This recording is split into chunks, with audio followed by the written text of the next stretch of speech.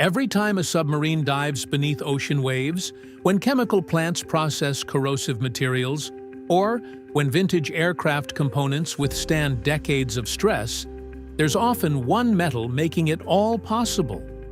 Hidden in marine equipment, buried within industrial machinery, and forged into critical aerospace parts, Monel silently endures conditions that would destroy ordinary metals.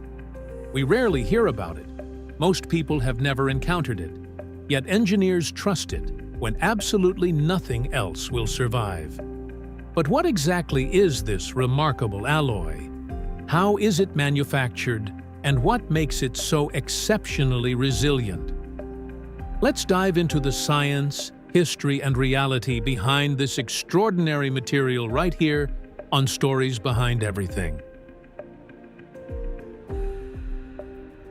First things first, what exactly is Monel? It's not a pure element like iron or copper. Monel actually represents a trademarked designation for a family of nickel-based alloys.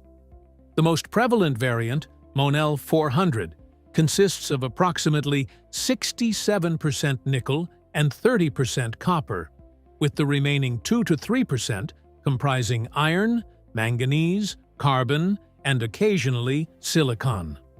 The outcome is a metal exhibiting exceptional corrosion resistance, remarkable toughness, and surprising malleability, considering its strength. It can be rolled, forged, or even welded, capabilities not always achievable with nickel-heavy metals.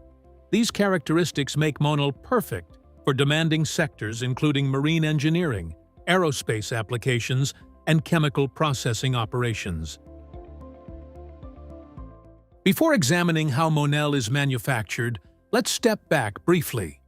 The alloy takes its name from Ambrose Monel, a metallurgist and executive at the International Nickel Company, commonly known as INCO. In 1901, INCO patented this innovative alloy, though interestingly, the final product dropped one letter from his surname for trademark purposes.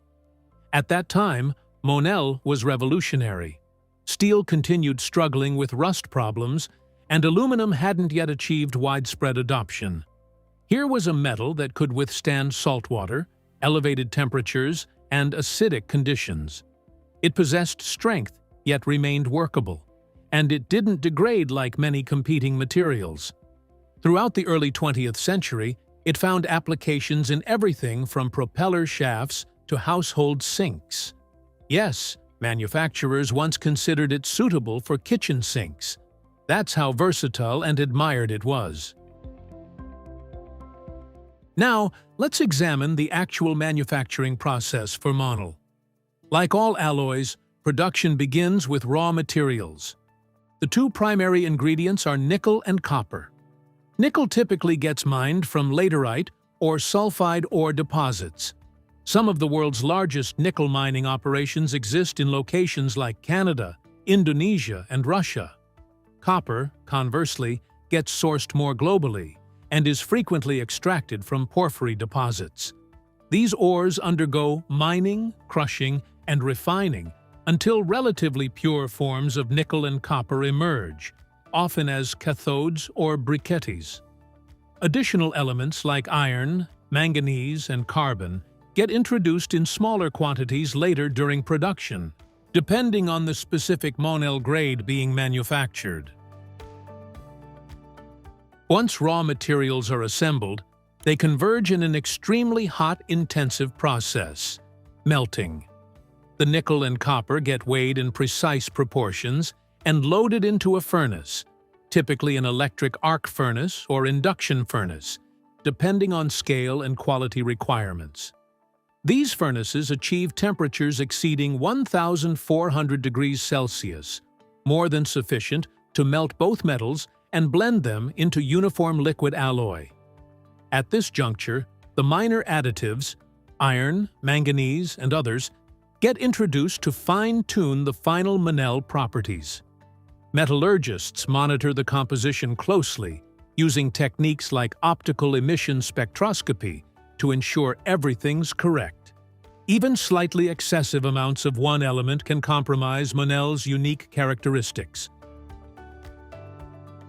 Once the alloy is completely melted and blended, it gets poured into molds through a process called casting.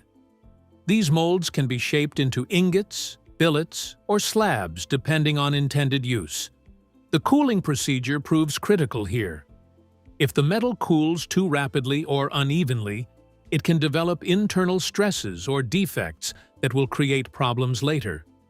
Monel is renowned for toughness, but it still requires careful treatment during this phase to preserve its integrity. Once solidified, the raw cast Monel gets removed from molds and sent to subsequent shaping and treatment stages.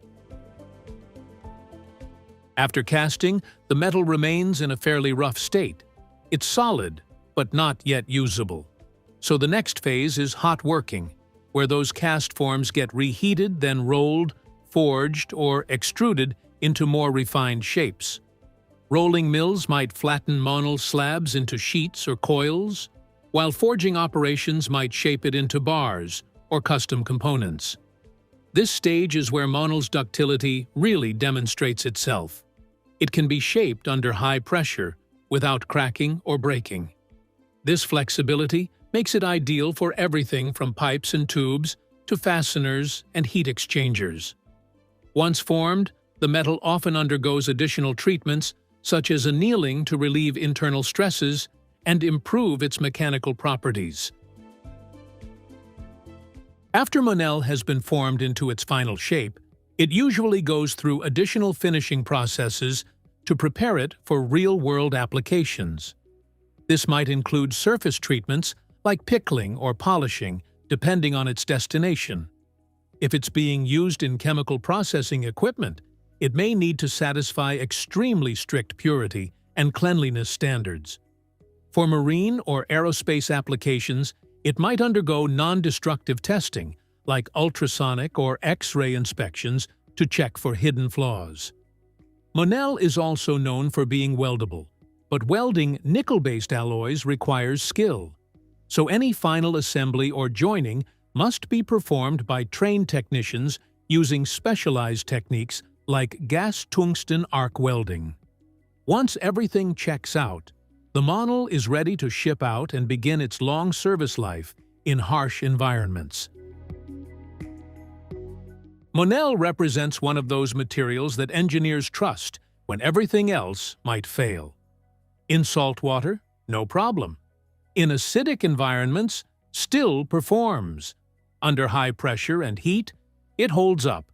That kind of resilience doesn't come cheap, which is why Monel is usually reserved for mission-critical components where failure simply isn't an option. Think oil rigs, desalination plants, deep-sea valves, and heat exchangers. Even some musical instruments use Monel for valve pistons and tubing, because nothing says durable like a trumpet that can survive a marching band, rain, and a drop from the bleachers.